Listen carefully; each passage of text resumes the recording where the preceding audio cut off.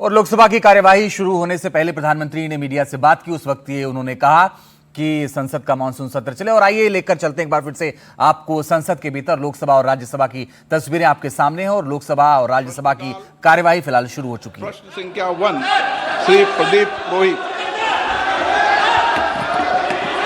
Shri Pradeep Purohit, question number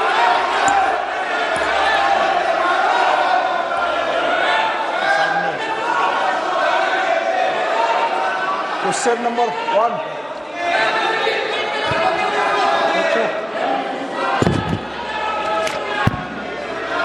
question number 1 उत्तर सभा पटल पर रखा गया है।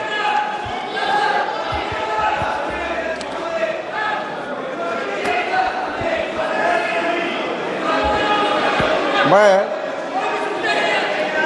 माननीय सदस्यगण, प्लीज अखिलेश जी इनको बिठाइए प्लीज। एक मिनट बैठिए प्लीज, सुनिए, बैठिए मणिकम जी बैठिए। माननीय सदस्यगण, ये प्रश्नकाल है और मेरा आग्रह आपसे निवेदन है कि हमें संसदीय परंपराओं को उच्च कोटि बनाने का प्रयास करना चाहिए और प्लीज और ये मिथक तोड़ना चाहिए कि सदन के प्रथम दिन सदन के अंदर व्यवधान पैदा होगा।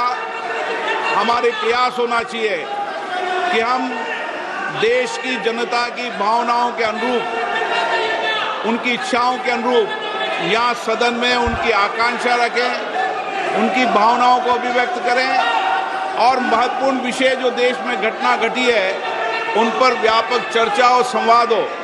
इस मिथक को तोड़ना ही चाहिए। मेरा आग्रह आपसे, सदन को आप प्रश्नकाल के बाद प्रश्नकाल जो भी विषय होता है प्रश्नकाल के होते हैं, आप नोटिस दीजिए। ये अखिलेश जी, आप सभी सदस्यों उधर तख्तियां लेके नहीं आए। नो, मैं आपको प्रश्नकाल के बाद सब विषयों पर चर्चा करूं। प्लीज बैठिए। नो, ये तरीका उचित नहीं है। सदन के पहले दिन सदन चले, अच्छी चर्चा हो, व्यापक चर्चा हो। मैं सभी सदस्यों को पर्याप्त समय, पर्याप्त अवसर दूंगा। सदन नियमों प्रक्रियाओं से चलता है। प्रश्नकाल के बाद प्लीज बैठिए। नो, प्रदीप पुरोहित जी। मैं क्वेश्चन नंबर 1 पे जो माननीय मंत्री जी ने जो उत्तर दिए हैं, मैं उनको धन्यवाद देता हूं। व्यापक मात्रा में उनका उत्तर हमको भेजे हैं। मैं मोदी जी को भी धन्यवाद देना चाहता हूं, हमारा यशस्वी प्रधानमंत्री, इसलिए कि मोदी जी सबका साथ सबका विकास का जो नारा देके 2014 में देश चलाने की शुरुआत किए। कहीं भी कोई स्टेट में कोई भी सरकार हो, कोई भी गवर्नमेंट हो, उसका कोई मतलब मोदी जी नहीं रखते हैं। कोई भी 2014 से 2019 तक उड़ीसा में बिजू जनता दल का सरकार था, फिर भी केंद्र सरकार, मोदी जी का सरकार पर्याप्त अर्थ उड़ीसा को दिया था। और इसी बारे में क्वेश्चन नंबर 1 के संदर्भ बारे में मैं ये माननीय मंत्री जी से पूरक प्रश्न ये पूछना चाहता हूँ। माननीय मंत्री जी, चूंकि सरकार खेलो इंडिया और राष्ट्रीय खेल विकास निधि NSDF जैसी मांग आधारित योजनाओं के माध्यम से राज्यों को प्रयासों को सफलतापूर्वक पूरा कर रही है, क्या मंत्री महोदय कृपया यहाँ बताने का कष्ट करेंगे कि इन योजना के अंतर्गत स्वीकृत खेल परियोजना की निगरानी और पारदर्शिता की सुनिश्चित करने के लिए मंत्रालय क्या कदम उठा रहे हैं, विशेषकर उड़ीसा राज्य के प्रसंग में? माननीय मंत्री जी,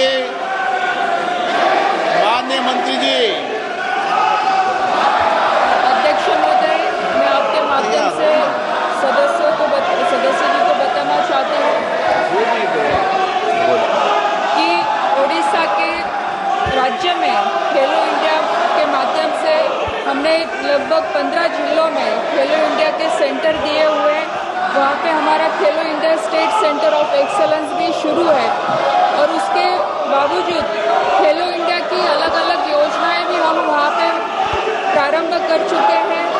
और मुझे लगता है कि खेलो इंडिया के माध्यम से जो हर डिस्ट्रिक्ट में जो सेंटर हमने दिए हैं, सेंटर के मतलब स्टेट डिस्ट्रिक्ट के अनुसार से वहाँ पे हर खेल की शुरुआत हो चुकी है और अगर कुछ अलग उनकी अपेक्षा होगी तो हम जरूर पूरी करेंगे। आप ऑपरेशन सिंदूर पर चर्चा करना चाहते हैं? जाओ बैठो, प्रश्नकाल बाद चर्चा कराएंगे। चलो बैठिए सदन के अंदर। हाँ, हर चीज का जवाब देगी सरकार, हर चीज का सरकार ने काम जवाब देंगे। बैठिए आप। प्रश्नकाल के अंदर किसी को बोलने की इजाजत नहीं होती है। माननीय सदस्य प्लीज बैठिए। पूरा प्रश्न दो। माननीय मंत्री जी, आज ग्रामीण क्षेत्रों में खेल प्रतिभाओं की भागीदारी तेजी से बढ़ रही है और मिनी स्टेडियम इस दिशा में बहुत सहायक सिद्ध हो रही है।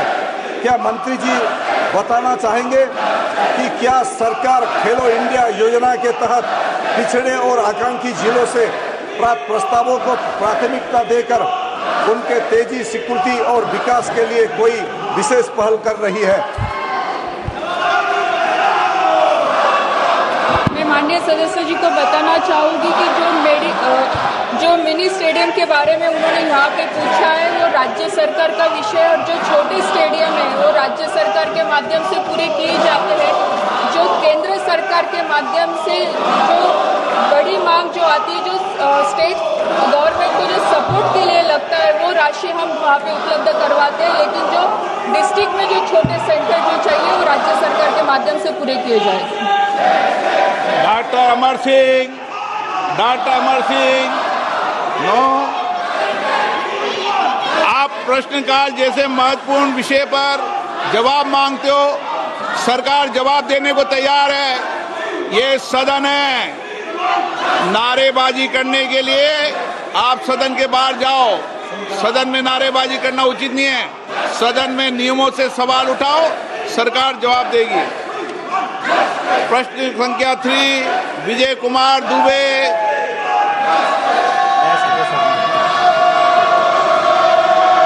माननीय मंत्री महोदय, दुबे जी हैं, पूछ लिया मंत्री जी। उत्तर सदन के पटल पे रखा है। माननीय सदस्य। माननीय अध्यक्ष जी, आपके माध्यम से मेरा माननीय मंत्री जी से प्रश्न है। चूंकि पीएम इंटर्नशिप योजना का लाभ विशेषकर देश के किनारे बसे उन पिछड़े जिलों के लिए अति महत्वपूर्ण है, जहां की कोई औद्योगिक व्यवस्था नहीं है। असहाय परिवार के युवा यदि कठिन परिस्थितियों में हाई स्कूल इंटर कर लिए तो भी उनको मजबूरीवश मजदूरी करना पड़ता है। अतः क्या माननीय मंत्री जी ऐसे ही जिला कुशीनगर, गोरखपुर ऐसे पिछड़े जहां गत वर्ष मात्र कुशीनगर में 20 बच्चों का स्कोप मिला था, कि माननीय मंत्री जी से मेरा प्रश्न है, ऐसे पिछड़े जिले कुशीनगर और अन्य जगह स्कोप को बढ़ाने की व्यवस्था सुनिश्चित करेंगे?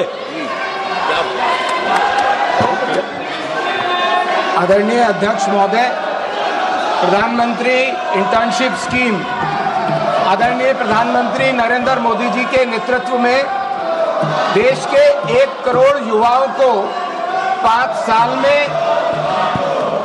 1 करोड़ युवाओं को 5 साल के अंदर इंटर्नशिप देगी, जिसमें 10वीं 12वीं ग्रेजुएट तक के जो युवा हैं वो पार्टिसिपेट कर पाएंगे। और वो पहले जो पायलट दिया गया है वो देश के 36 राज्यों में इसका विस्तार हुआ और उसके अंदर 1,81,000 कैंडिडेट्स ने अप्लाई किया और उसके अंदर 1,34,000 एप्लीकेंट शॉर्टलिस्टेड हुए, जिसमें उनको ऑफर्स दिया 82,000 युवाओं को ऑफर दिया गया और 28,000 युवाओं ने उसको एक्सेप्ट किया है। तो इसमें हर राज्य के लगभग हर जिले के अंदर इसमें पार्टिसिपेंट्स हैं और उन्होंने इसमें भाग लिया है, उनको मौका दिया गया है। गोरखपुर में भी माननीय सदस्य का ये प्रश्नकाल है। मैं माननीय सदस्यों से फिर आग्रह करता हूं, वह अपनी अपनी सीट पर जाकर बैठे।